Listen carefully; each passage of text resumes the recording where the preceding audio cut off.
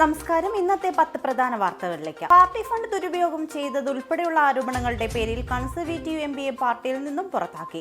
ലങ്കൻഷെയറിലെ ഫിൽഡേ മണ്ഡലത്തിലെ 2010 മുതലുള്ള എംപിയായ മാർക്ക് മെൻസിസനാണ് നടപടി നേരിട്ടത്. വിമാനത്തിനുള്ളിലെ വൈഫൈ സൗകര്യം ഉപയോഗിച്ച് ഷോപ്പിംഗ് നടത്തുന്നതിനോ ബാങ്കിലെ വിശദാംശങ്ങൾ പരിശോധിക്കുന്നതിനോ മുതിരാതിരിക്കുവാൻ വിദഗ്ധർ ഉപദേശിക്കുന്നു. വിമാനത്തിനകത്ത് നിങ്ങളുടെ സ്വകാര്യതയിലേക്ക് ഹാക്കർമാർക്ക് അത് അവസരം നൽകുമെന്നും അവർ പറയുന്നു. മാലദ്വീപ് പാർലമെന്റ് തെരഞ്ഞെടുപ്പിൽ പ്രസിഡന്റ് മുഹമ്മദ് മുയൂസുവിന്റെ പാർട്ടിക്ക് വൻ വിജയം. ആകെയുള്ള 93 സീറ്റിൽ 66 സീറ്റിലും മുയൂസുവിന്റെ പാർട്ടിയായ പീപ്പിൾസ് നാഷണൽ കോൺഗ്രസ് വിജയിച്ചു. പ്രളയത്തിൽ നിന്നും കരകയറുന്ന UAEയിൽ വിമാന സർവീസ് സാധാരണ നിലയിലേക്ക്.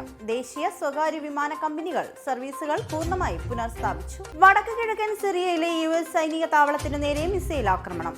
സൈനിക താവളത്തിന് നേരെ ഇറാഖ് നഗരമായ സുമറിൽ നിന്നാണ് മിസൈൽ ആക്രമണം ഉണ്ടായത്. പ്രധാനമന്ത്രി നരേന്ദ്രമോദിയുടെ മുസ്ലിം വിദ്വേഷ പ്രസംഗത്തിനെതിരെ രൂക്ഷ വിമർശനവുമായി യോഗേന്ദ്ര യാദവ്.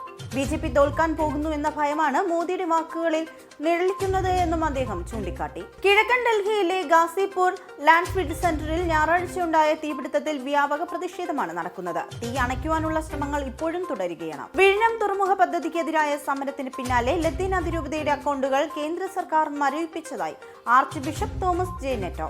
ലത്തീൻ അതിരൂപതയുടെ കീഴിലുള്ള പള്ളികളിൽ ഞായറാഴ്ച വായിച്ച സർക്കുലറിലാണ് അക്കൗണ്ടുകൾ മരവിപ്പിക്കൽ സംബന്ധിച്ച പരാമർശം ഉള്ളത്. തൃശൂർ പൂരം അലങ്കോലപ്പെടുത്തിയ സംഭവത്തിലെ സർക്കാർ നടപടിയിൽ പോലീസ് സേനയിൽ ഭിന്നത. കമ്മീഷണർക്കൊപ്പം ACP സുദർശനെതിരായ നടപടിയാണ് ഭിന്നതയുണ്ടാക്കിയത്.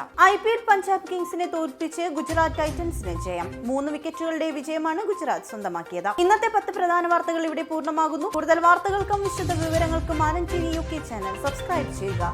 കൂടാതെ RN TV mobile app download ചെയ്ത് സൗജന്യമായി ആസ്വദിക്കും.